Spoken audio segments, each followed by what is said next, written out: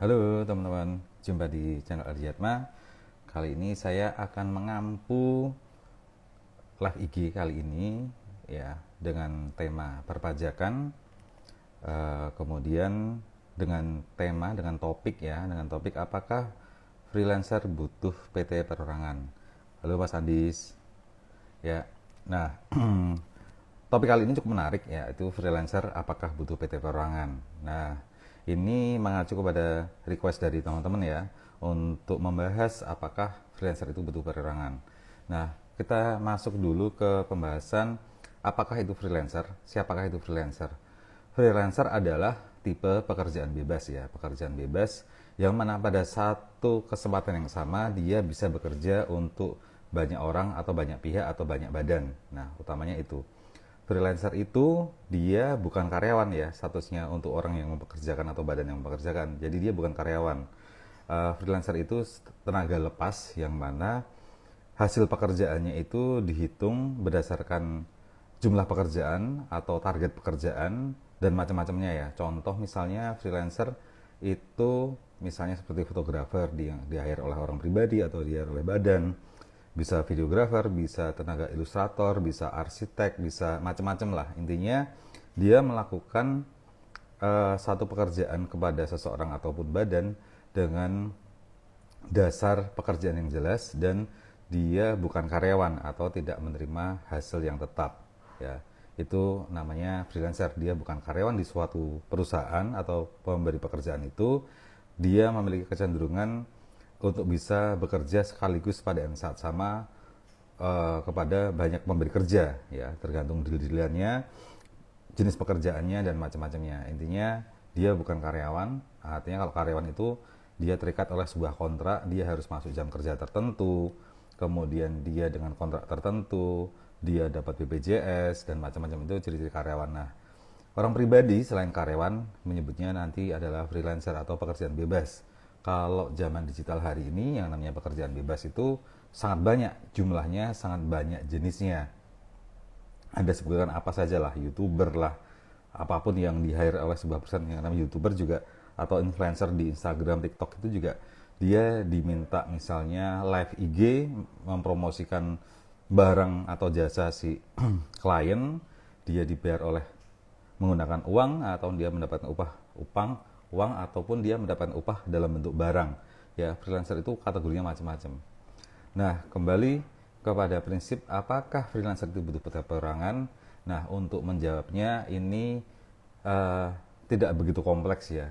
Artinya begini teman-teman, teman-teman ini kalau sebagai freelancer, syarat utama yang harus dimiliki agar nanti pajaknya murah ya, dalam tanda kutip murah, yaitu teman-teman setiap tanggal 1 sampai tanggal 31 Januari itu harus mendownload yang namanya NPPN ya, NPPN, norma perhitungan penghasilan itu, yang ada di DJP online-nya teman-teman. Jadi syarat utamanya freelancer adalah harus download NPPN ya. Kita ketahui yang namanya perpajakan itu dia modelnya ada dua teman-teman ya, basisnya pencatatan atau pembukuan ya.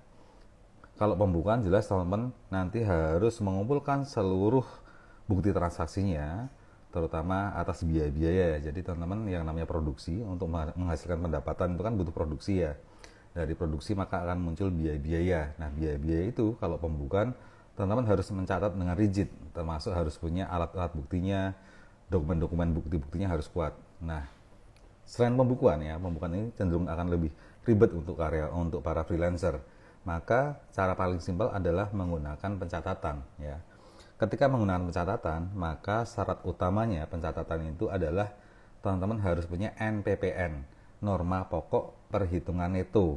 Nah, dasar NPPN itu adalah teman-teman masuk ke DJP online, nanti mendownload yang namanya pendaftaran atau istilahnya apa ya, dia mendownload NPPN-nya itulah sebagai bukti sah bahwa teman-teman di tahun tersebut menggunakan pencatatan, yaitu NPPN. Sebab jika teman-teman tidak mendownload yang namanya NPPN itu, maka oleh kantor pajak sudah dianggap teman-teman menggunakan pembukuan. Nah, ini repot nanti jika satu waktu teman-teman akan dilakukan pemeriksaan ya. Teman-teman nggak punya NPPN, maka konsekuensinya teman-teman dianggap pembukuan. Nah, pembukuan ini yang teman-teman harus rigid mencatat seluruh pendapatannya dan seluruh biayanya. Nah, itu dulu. Jadi harus mendownload NPPN. Ya, saya ulangi, buat seluruh freelancer, syarat utamanya untuk membuat pencatatan adalah NPPN. Jika teman-teman nggak punya NPPN, maka akan dianggap pembukuan. Nah, NPPN ini harus teman-teman download setiap setahun sekali, maksimal tanggal 31 Maret. Kalau lupa atau tidak mendownload NPPN, maka teman-teman akan dianggap sebagai wajib pajak yang menyelenggarakan pembukuan. Itu dulu ya, yang pertama adalah NPPN.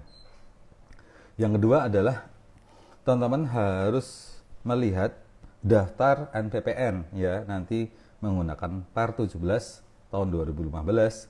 Di situ teman-teman akan melihat kelompok-kelompok jasa yang relate dengan teman-teman ya.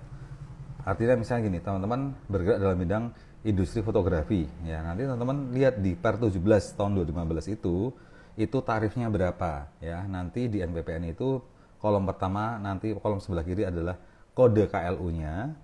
Kolom kedua adalah pengertian daripada kolom itu atau jasa yang dinaungi oleh kelompok KLU tersebut. Nah, kolom ketiga, 4 dan 5 ya, kolom ketiga, 4, 5 itu isinya adalah persentase. Persentase apa? Persentase yang ditetapkan oleh pemerintah untuk menghitung penghasilan netonya. Nah, persentase itu sangat tergantung kepada domisili teman-teman semua ya. Kelompok yang paling kiri itu ada 10 besar ibu kota, kemudian ibu kota lainnya, dan yang terakhir adalah kota-kota di luar kelompok 1, 2, dan 3. Di kelompok 1 itu seperti halnya kota-kota besar seperti Jakarta, Surabaya, Medan. Nah, kelompok pertama itu. Nah, kelompok pertama itu menghasilkan persentase yang lebih tinggi. Misalnya, contoh ya, teman-teman industrinya fotografi. Ya, di kelompok 1 itu, kota Jakarta dan macam-macam itu anggaplah persentasenya misalnya 53% ya. Kemudian kelompok yang kedua itu akan jauh lebih murah daripada kelompok yang satu, yaitu ketika teman-teman tinggal di 10 ibu kota lainnya dari di luar Jakarta. Misalnya ketemunya angkanya 51%. Nah, kelompok yang ketiga itu adalah kelompok di luar kota-kota di kelompok 1 dan 2. Itu nanti misalnya 50%. Jadi, apa maknanya persentase ini? Misalnya, teman-teman dari industri fotografi, misalnya penghasilannya adalah 100 juta. Ya, 1 tahun dapat 100 juta. Kalau teman-teman tinggal di kelompok 1, kota kelompok 1, maka yang dianggap penghasilan bersih adalah 52% tadi ya. Misalnya tadi kan kelompok 1 52% ya. 52% dikalikan 100 juta, maka yang dianggap penghasilan itu adalah 52 juta. Nah, kelompok yang kedua adalah kota-kota di luar kota yang pertama ya. Misalnya seperti Jogja ya. Itu masuk kelompok kedua. Misalnya tadi ilustrasinya dia 51%, maka dari 100 juta itu yang dianggap penghasilan itu adalah 51 juta. Kemudian kalau teman-teman tinggal di kelompok yang ketiga, kota yang ketiga tadi, maka yang dianggap penghasilan bersih adalah 100 juta dikalikan 50% atau ketemu 50 juta. Nah, itu adalah dasar untuk menghitung pajaknya. Contoh, teman-teman di kelompok 1 dapatnya 52 juta ya. Oke, 100 juta penghasilan bruto dikalikan norma tadi ketemunya 52% atau 52 juta. Nah, tinggal 52 juta ini dikurangi dengan PTKP-nya teman-teman. Maka misalnya masih single ya, 52 juta dikurangi dengan 54 juta. Artinya minus 2 juta. Artinya di tahun tersebut teman-teman nggak perlu bayar pajak ya. Contoh misalnya ketika teman-teman di industri fotografi lagi sebagai contoh, penghasilan 1 tahun 200 juta ya, 200 juta. Brutonya 200 juta. Kemudian dikalikan 52%, maka ketemulah 104 juta ya. Netonya jadi 104. 200 juta dikalikan 52%, ketemulah 104. 104 dikurangi PTKP teman-teman 54 juta ya ketika single. Maka 104 kurangi 54 ketemulah namanya 50 juta ya. Tinggal 50 juta ini dikalikan tarif PPh pasal 17 ya. Untuk orang pribadi itu kan ada 5 lapis ya. Ada 5%, 15%, 25%, 30%, 35%. Sehingga apa? Ketika tadi netonya adalah 50 juta ya, 200 juta dikalikan 52% ketemu 104, 104 dikurangi PTKP 54 juta ketemu 50 juta. 50 juta tinggal kalikan tarif yang pertama 5%, yaitulah ketemu 50 juta dikalikan 5%, ketemu 2.500.000 ya. Ya kan? 50 juta kalikan 5%, ketemulah 2.500.000. Nah, sehingga pajak teman-teman dalam 1 tahun hanya 2.500.000. Ya, begitu terus ketika teman-teman misalnya tinggal di kelompok kota yang kedua 51%, kalikan 200 juta. Kemudian kalau teman-teman tinggal di kota yang ketiga ya, kelompok ketiga itu di luar Jakarta, di luar Jogja ya, 50% kalikan 200 juta ya. Ketemulah 100 juta tinggal kurangi PTKP. Nah, itu ketika ilustrasi teman-teman menggunakan norma pencatatan atau NPPN tadi. Tapi ingat teman-teman, syaratnya adalah teman-teman harus punya dokumen ya, namanya NPPN yang harus di-download setahun sekali. Jadi dokumen ini tidak bisa di-download sekali untuk berlaku multi years, itu nggak bisa. Jadi dokumen itu tiap tahun harus teman-teman download ya, agar bisa menggunakan pencatatan. Pertanyaan berikutnya adalah, Mas, apakah pencatatan menggunakan NPPN ini jauh lebih murah dibandingkan ketika saya bikin pembukuan? Belum tentu juga ya, belum tentu juga. Itu tergantung dengan penghasilan teman-teman ya. Yang kedua tergantung dengan juga PTKP teman-teman ya. PTKP itu apa? Penghasilan tidak kena pajak. Itu adalah satu instrumen yang diberikan oleh pemerintah. PTKP itu untuk menggambarkan biaya hidup teman-teman sekeluarga atau satu orang misalnya. Kan bisa jadi ya teman-teman masih single, maka PTKP-nya 54 juta ya. PTKP itu adalah instrumen atau insentif yang diberikan oleh pemerintah dengan melihat kondisi subjektif teman-teman. Teman-teman masih single, teman-teman single kemudian punya tanggungan 1, 2, dan 3, itu nanti jumlahnya beda-beda. Jadi yang namanya pajak penghasilan itu sangat subjektif teman-teman ya, tergantung kondisi subjeknya teman-teman. Yang kedua, besaran omset teman-teman, kemudian teman-teman di industri apa, dan yang ketiga, yang berikutnya, yang keempat adalah teman-teman ini tinggal di kota mana. Jadi 4 variabel ini akan menentukan berapa PPh yang harus teman-teman bayar. Ya. Nah, setelah melihat hal itu bahwa sepertinya ini pencatatan lebih murah nih daripada pembukuan. Ya, kembali lagi ya tergantung omset dan kondisi profil teman-teman. Kalau dirasa lebih murah ya gunakanlah NPPN ya, pencatatan tadi. Tetapi kalau teman-teman merasa dalam hitungannya ternyata lebih murah menggunakan pembukuan, ya sudah pakai pembukuan. Tapi ingat, pembukuan itu teman-teman harus bikin laporan laba rugi akuntansinya, tidak bisa sembarangan ya. Kalau NPPN tadi hanya berdasarkan omset, tinggal dikalikan dengan norma tarifnya. Tetapi kalau pembukuan harus runut nih, rigid. Omsetnya berapa, dikurangi nanti dengan biaya-biaya teman-teman dalam mendapatkan itu ya. Ada biaya gaji, ada biaya listrik. Gajinya teman-teman nggak akan dihitung ya kalau menggunakan NPPN pembukuan ya.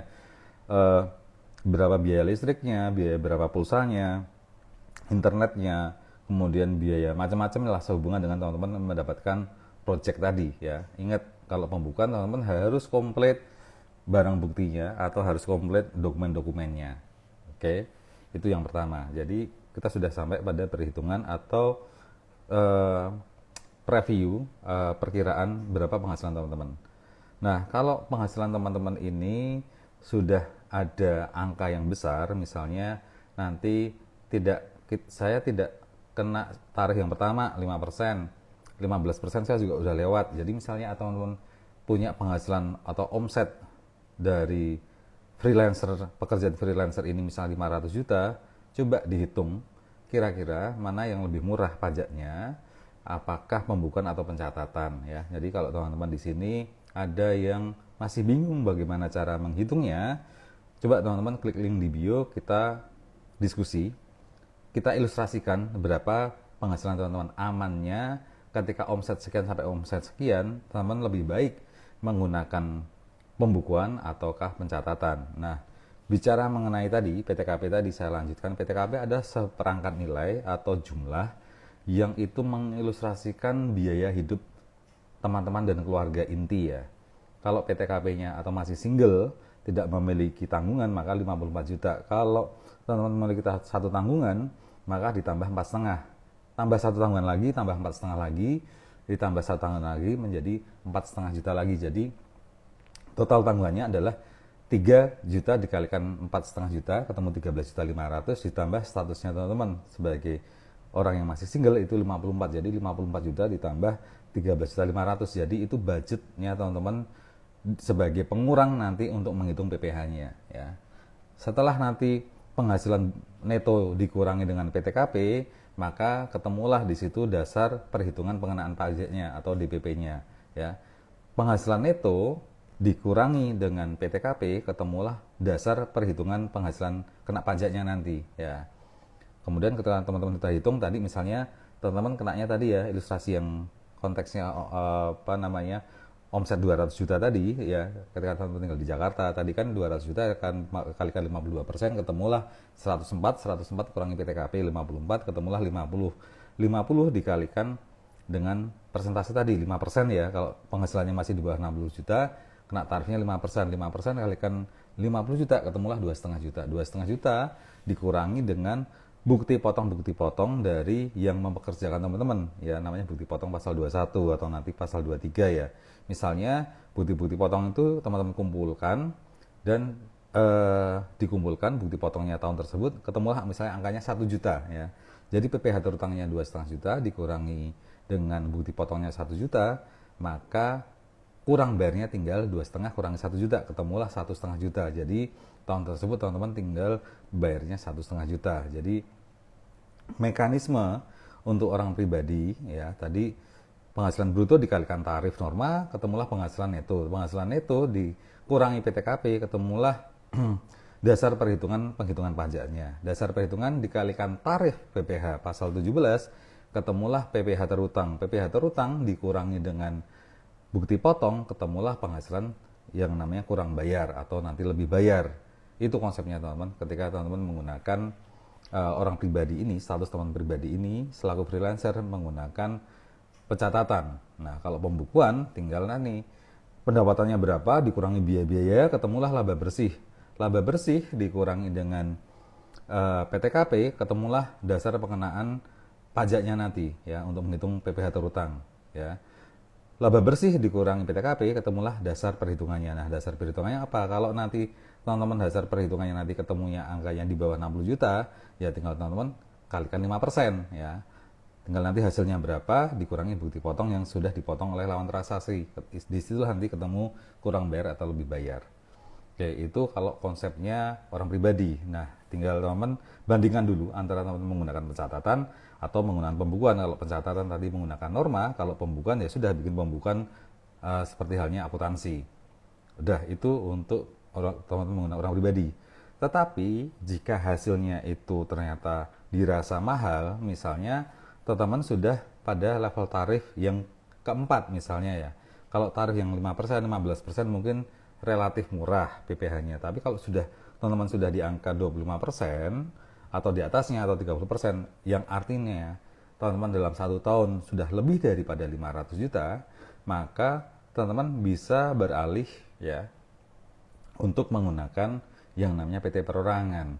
Apa itu PT Perorangan? Sudah saya bahas di pertemuan sebelumnya ya. Jadi nanti coba dilihat live IG saya di 2 minggu yang lalu lah, sekitar 2 minggu yang lalu. Di situ sudah saya bahas mengenai apa itu PT Perorangan ya. Detailnya sudah saya bahas di situ. Nah, sekarang saya akan mengilustrasikan bagaimana teman-teman menjalankan PT Perorangan ini. Jadi PT Perorangan ini adalah kondisi di mana teman-teman ini membuat sebuah badan hukum baru ya, badan hukum baru di websitenya Dirjen AHU, yang mana ketika teman bikin PT Perorangan ini biayanya cukup murah ya, 50.000, hanya 50.000 saja. Beda dengan PT biasa atau CV yang harus ke notaris ya, biayanya pasti di atas 7,5 juta ya. Nah, kalau PT Perorangan ini hanya cukup 50.000 saja dan itu langsung bayar ke kas negara. Nah, ketika teman-teman mau bikin PT Perorangan ini dan kebingungan bagaimana cara membuat, teman-teman bisa kontak link di bio, nanti bisa kami pandu atau malahan kami buatkan PT Perorangan dengan biaya yang sangat terjangkau, biaya yang menarik. Teman-teman tinggal terima beres. Nah, balik lagi ke PT Perorangan. Nah, PT Perorangan ini adalah satu subjek hukumnya sudah terpisah dengan teman-teman semua ya. Sehingga apa sih fungsi pemisahan subjek hukum ini? Nah, ketika teman bikin PT Perorangan, nanti yang berjanji dengan customer teman-teman atau dengan mitra teman-teman itu bukan sudah teman sendiri ya, tetapi teman-teman mewakili PT Perorangan teman-teman ya. Jadi misalnya PT PT perorangan teman-teman itu namanya PT ABC. PT ABC berkontrak dengan sebuah badan ya yang mempekerjakan teman-teman. Nanti ada kontraknya. Nanti kontraknya atas nama PT, teman-teman hanya sebagai konteksnya direktur atau penanggung jawab. Sehingga nanti jika ada perkara-perkara perdata yang akan berdampak kepada PT teman-teman semua, ada tuntutan pilot lah segala macam, itu nanti yang akan dikenai adalah PT-nya, bukan teman-teman semua. Kalau teman-teman sudah setor PT Perorangan misalnya modalnya 100 juta, dan kemudian ada urusan pilot ya, pilotkan segala macam, ternyata misalnya teman-teman punya hutang ini 600 juta nih ya, misalnya punya hutang pilot nggak bisa bayar 600 juta, tetapi dengan kondisi teman-teman sudah berupaya untuk menyelesaikan kontrak pekerjaan tadi, tetapi karena ada sesuatu dan lain hal di luar kekuasaan teman-teman, sehingga teman-teman akan mengalami kondisi utang ya, tadi utang 600 juta. Dan teman-teman karena tadi sifatnya modalnya sudah dipisah ya, maka yang bisa dipertanggungjawabkan adalah bahwa teman-teman hanya akan hilang 100 jutanya saja ya. Tadi tuntutannya 600 juta, teman-teman hanya punya aset di PT tersebut hanya 100 juta, ya sudah yang akan terkena dampaknya hanya 100 juta. Bagaimana dengan harta pribadi teman-teman? Tidak akan terkenai, karena apa? Subjek hukumnya sudah pisah ya. Misalnya teman-teman namanya Amir ya. Mas Amir ini itu subjek hukumnya sebagai Amir. Nah, Amir mendirikan PT ABC ya. Jadi antara subjek Amir dan PT ABC itu secara hukum sudah terpisah ya. Untuk konteksnya kekayaan pribadinya. Jadi kekayaan pribadinya Mas Amir ini dengan PT ABC sudah terpisah, sehingga yang akan berkasus dalam hal ini adalah PT ABC dengan rekanan teman-teman tadi ya. Anggaplah PT X. PT ABC ini dituntut oleh PT X atau dipilotkan oleh PT X, ya sudah, yang akan dikenai hanyalah PT ABC saja. Jadi Mas Amir ini tidak akan terkena sebagai subjek hukum pribadinya. Nah, itu indahnya ketika teman-teman menggunakan PT Perorangan. Jadi dalam hal ini pemerintah sudah membackup atau sudah menjaga subjek hukum teman-teman ini, melindungi subjek teman-teman ini dengan pemisahan subjek hukumnya sudah pisah dan harta pribadi sudah terlindungi. Nah, tetapi ketika teman-teman sudah mendirikan PT ini, ada konsekuensi yang lain ya, yang harus teman-teman juga rela. Karena sudah dibantu oleh negara tadi, maka teman-teman ketika mengambil hasil daripada laba bersihnya PT ini, namanya dividen ya. Jika teman-teman mengambil keuntungan teman-teman, dividen ini mau diambil untuk konsumsi, maka teman-teman harus bayar 10% ya, pajak dividen itu 10% final. Itu ya konsekuensi ketika teman-teman sudah menikmati perlindungan hukum oleh pemerintah tadi ya. Harus bayar itu ketika dipakai konsumsi. Mas, gimana caranya kalau saya mau ngambil dividen tetapi saya nggak mau bayar pajaknya? Oke, kondisinya adalah berarti teman-teman tidak akan menggunakan jalur konsumsi ya ketika mengambil dividen, tetapi jalur investasi. Ya sudah, nggak apa-apa, dividennya diambil kemudian diinvestasikan ke tempat yang lain, dalam artian misalnya teman-teman akan membuat deposito atas nama teman-teman, atas nama Mas Amir tadi. Dia mengambil misalnya keuntungan PT-nya tadi adalah misalnya 1 miliar ya, 1 miliar. Kalau kemudian membayar dividen, maka 10% dari 1 miliar adalah 100 juta, itu yang harus teman bayarkan. Jika teman-teman 1 miliar ini mau dipakai untuk konsumsi, misalnya beli rumah, beli mobil, beli kendaraan ya, itu harus bayar PPh dividennya 10% dari keuntungan tadi 1M. Tetapi jika teman-teman tidak mau dikenai PPh dividen, ya sudah, 1 miliar itu oleh Mas Amir tadi diinvestasikan ke tabungan Himbara ya, ada Bank Mandiri, Bank BNI dan Bank BRI. Masukkan ke situ sebagai deposito dan diendapkan selama 3 tahun. Nanti oleh Mas Amir ini, kalau teman-teman nanti tinggal di DJW online tinggal dilaporkan mengenai investasinya ya. Jadi selama 3 tahun berturut-turut itu harus laporan. Nanti ada satu kolom di DJP online, itu ada satu tab di mana teman-teman harus melaporkan realisasi investasi teman-teman tadi ya. Dijaga di dalam produk pemerintah tadi ke tabungan Himbara tadi 1 miliar selama 3 tahun. Pasca 3 tahun disimpan, baru teman-teman boleh konsumsi dan itu sudah bebas pajak ya. Atau mekanismenya adalah silakan 1 miliar itu misalnya teman-teman 300-nya mau dipakai untuk konsumsi, 700-nya untuk diinvestasikan nih, ya sudah, bayar PPh dividennya hanya dari 300-nya ya. Jadi 300 juta kalikan 10% sekitar 30 juta. 30 juta ini yang harus teman-teman bayarkan kepada negara. Lalu 300 sudah diambil 30 untuk bayar dividen, tinggal 270. 270 ini silahkan mau teman-teman pakai konsumsi, mau beli tanah, beli mobil, beli kendaraan, monggo terserah, mau apapun yang sifatnya konsumsi. Nah, yang 700 jutanya itu yang kemudian diinvestasikan ke tabungan himbara. Ada nggak cara lain selain tabungan? Ada. Misalnya teman-teman mau membeli SBR, surat utang negara ya. Surat utang negara ada SBR, ada ORI sekian-sekian, sudah belikan saja itu ya. Dan diendapkan atau di hold selama 3 tahun. Dengan cara seperti itu, maka atas dividen yang 700 juta ini tidak dikenai PPh dividen. Atau 700 jutanya teman-teman tarik untuk teman-teman nanti misalnya diajak relasi bikin PT ya. Itu bisa diinvestasikan lagi ke situ, atau ya sudah teman-teman 700 juta ditarik kemudian untuk menambahi modal PT teman-teman tadi, modal PT-nya Mas Amir tadi. Misalnya Mas Amir tadi PT-nya ABC ya. Dulu modalnya hanya 100 juta. Ya sudah, sekarang ada laba bersih. Misalnya tadi 300 yang dipakai untuk konsumsi, 700-nya untuk investasi, ya sudah. Nanti tinggal diubah perubahan akte PT ABC tadi ditambahi 700 juta ya. Sehingga modalnya PT ABC tadi menjadi 100 tambah 700 atau 800 juta. Dengan cara seperti itu, maka teman-teman tidak perlu membayar PPh dividen atas yang 700 jutanya kalau itu mau diinvestasikan. Tapi kalau 1 miliarnya ini tadi mau langsung dikonsumsi semuanya untuk kepentingan pribadi, tidak untuk kepentingannya negara, maka ya sudah bayar PPh dividen, karena untuk dikonsumsi semuanya ya 1 miliar tinggal bayar 100 juta. Jadi nanti yang bisa teman-teman manfaatkan hanya 1 miliar dikurangi 10% atau 100 juta, tinggal 900 juta. Jadi kalau menurut saya adalah eman-eman juga ya, yang ditarik labanya 1 miliar ditariknya 1 miliar kemudian bayar PPh dividennya 100 juta, ya lumayan tinggi ya. Jadi kalau saya merasa misalnya tidak butuh-butuh amat, ya sudah 1 miliar diambil semua, diinvestasikan ke tabungan, ke himbara tadi, atau membeli surat utang negara 1 miliar, sabar dulu ya 3 tahun ya, sabar dulu 3 tahun baru habis itu bisa dinikmati. Atau misalnya 1M itu adalah akumulasi laba bersih selama 3 tahun, ya sudah, tahun pertama misalnya labanya 300, tahun kedua 300, tahun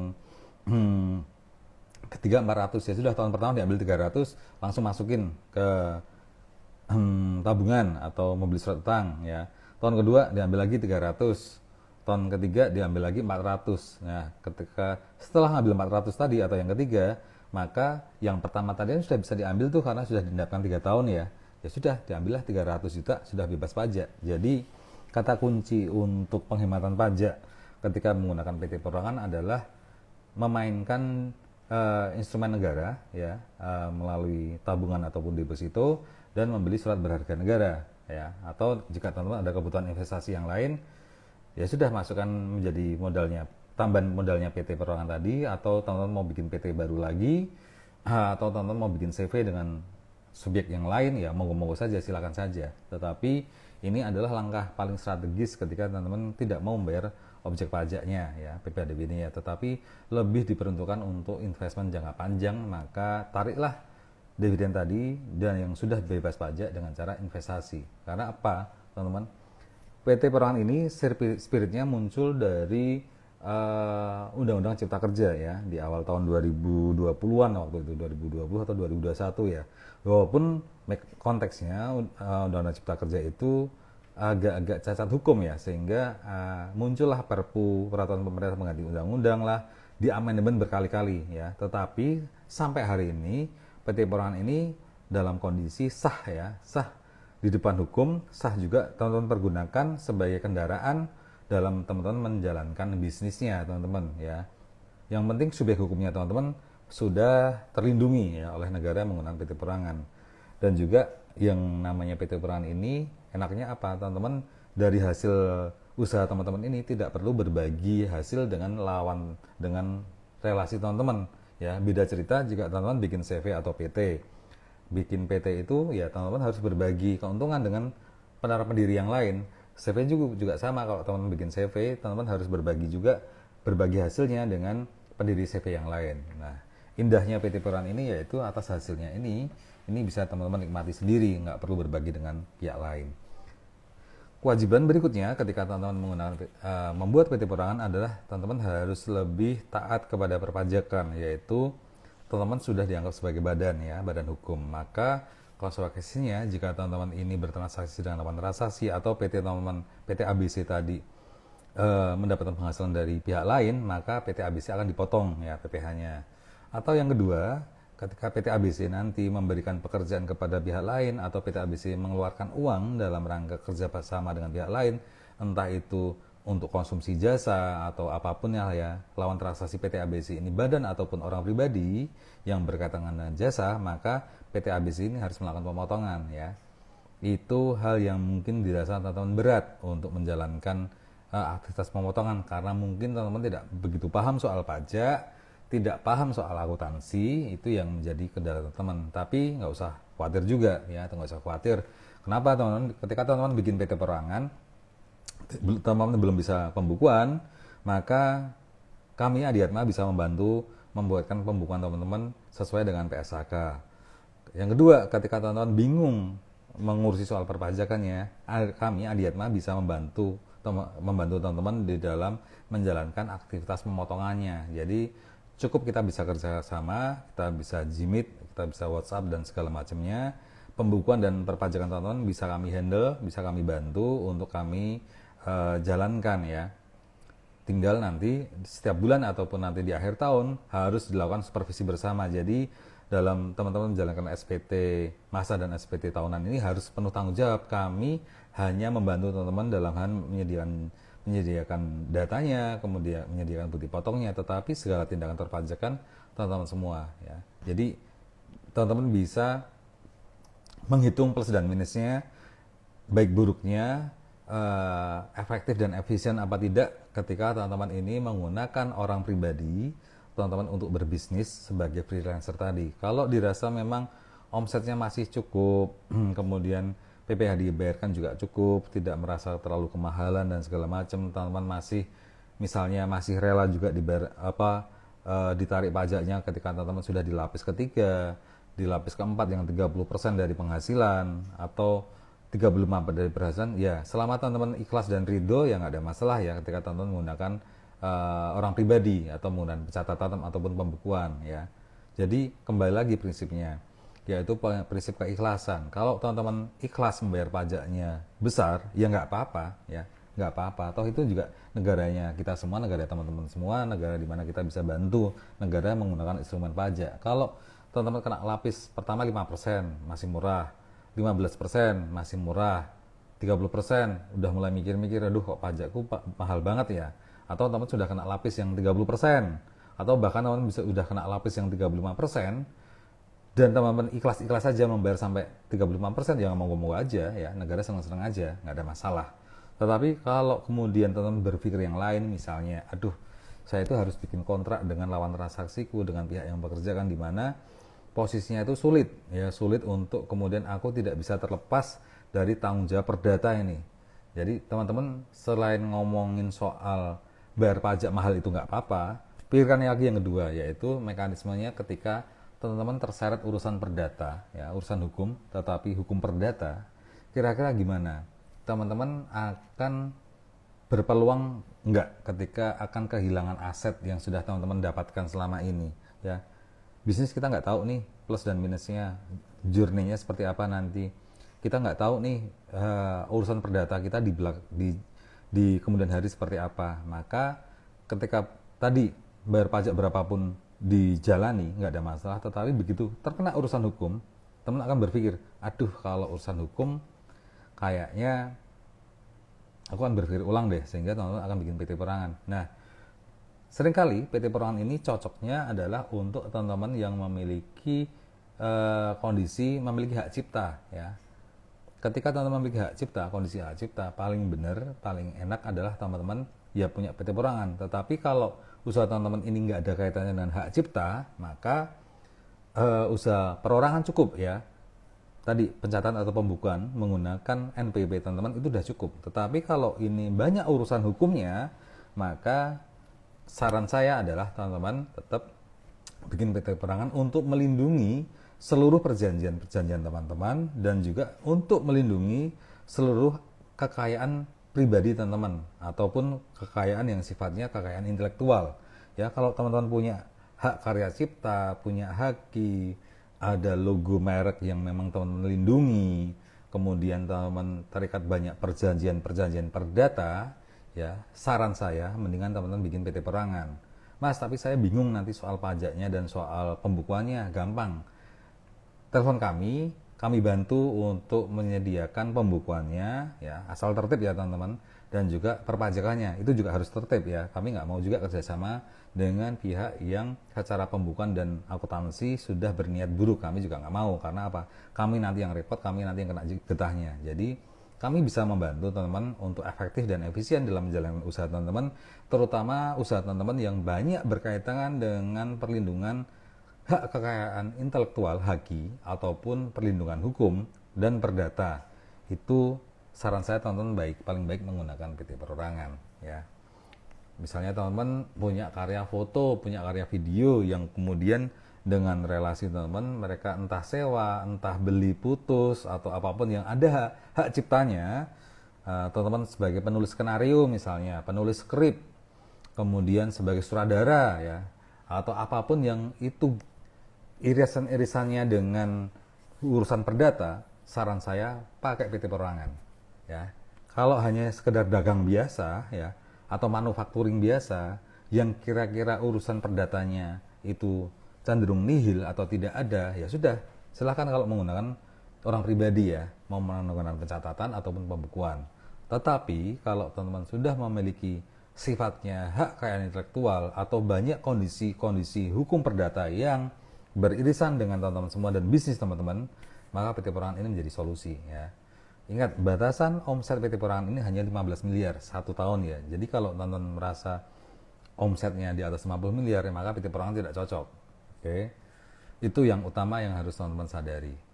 Nah, kurang lebih begitu.